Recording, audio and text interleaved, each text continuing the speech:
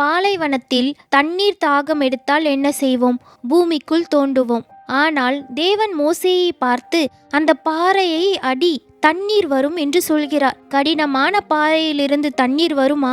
யாத்ராகமம் 17 இஸ்ரவேல் மக்களுக்காக பிளக்கப்பட்ட அந்த கன்மலைக்கும் யோவான் 19 கல்வாரி சிலுவையில் பிளக்கப்பட்ட இயேசுவின் விலாப்புறத்திற்கும் என்ன சம்பந்தம்? வனாந்திரத்தில் ஜனங்கள் தாகத்தால் சாக கிடந்தார்கள். அவர்கள் தேவனோடு முறுமுறுத்து பாவம் செய்கின்றார்கள். இப்போது தேவன் மோசேயை கூப்பிட்டு, நீ நதியை அடித்த உன் கோலை எடுத்து கொண்டு போய் ஓரேப் மலையில் இருக்கும் கன்மலையை அடி என்றார். அந்த கோல் எதை குறிக்கிறது? அது தேவனுடைய நியாய தீர்ப்பின், ஜட்ஜ்மெண்டின் அடையாளம். அதே கோலால் நதியை அடித்த போது ஜீவ தண்ணீர் இரத்தமாக மாறி மரணத்தை கொடுத்தது. பாவம் செய்த ஜனங்களை அடிக்க வேண்டிய அந்த நியாய தீர்ப்பின் கோல் இப்போது அவர்கள் மேல் விழாமல் பாவம் அறியாத கன்மலையின் மேல் விழுகிறது. கன்மலை அடிக்கப்படுகிறது.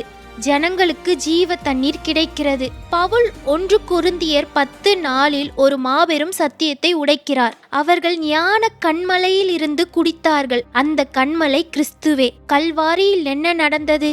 தேவனுடைய நியாய தீர்ப்பின் கோல் பாவம் அறியாத இயேசுவின் மேல் விழுந்தது. யோவான் 19:34 வாசித்து பாருங்கள். இயேசு மரித்த பின் ஒரு போர் சேவகன் ஈட்டியினால் அவருடைய விலாவில் குத்தினான். உடனே அங்கிருந்து இரத்தமும் தண்ணீரும் புறப்பட்டு வந்தது. அன்று மோசே அடித்தபோது கன்மலை பிளந்து இஸ்ரவேலர்களின் சரீர தாகத்தை தீர்த்தது. இன்று கல்வாரியில் அடிக்கப்பட்ட ஞான கன்மலையிலிருந்து புறப்பட்ட ஜீவ தண்ணீர் முழு உலகத்தின் ஆத்தும தாகத்தை தீர்த்தது. என்னாகமம் 20 பல வருடங்களுக்கு பிறகு மீண்டும் ஜனங்களுக்கு தாகம் எடுக்கிறது. இப்பொழுது தேவன் மோசேயிடம் கன்மலை பார்த்து பேசு என்று சொல்கிறார்.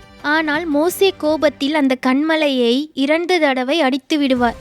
இதற்காக தேவன் மோசேயை கானான் தேசத்துக்குள் அனுமதிக்கவில்லை. ஏன் அவ்வளவு பெரிய தண்டனை? ஏனெனில் எபிரேயர் 9:28 படி கன்மலையாகிய கிறிஸ்து ஒரே தரம்தான் பலியிடப்பட வேண்டும். அவரை திரும்ப திரும்ப அடிக்கக்கூடாது. சிலுவை பலி ஒரே தரம்தான்.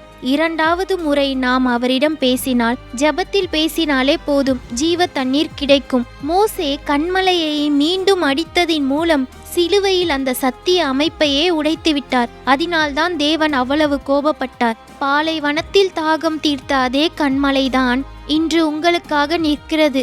நீங்களும் தேவனுடைய கோபாக்கினைக்கு தப்பும்படி அவர் உங்களுக்காக சிலுவையில் அடிக்கப்பட்டார். உங்கள் ஆத்தும தாகம் தீர பிளக்கப்பட்ட அந்த கன்மலைக்கு வாருங்கள்.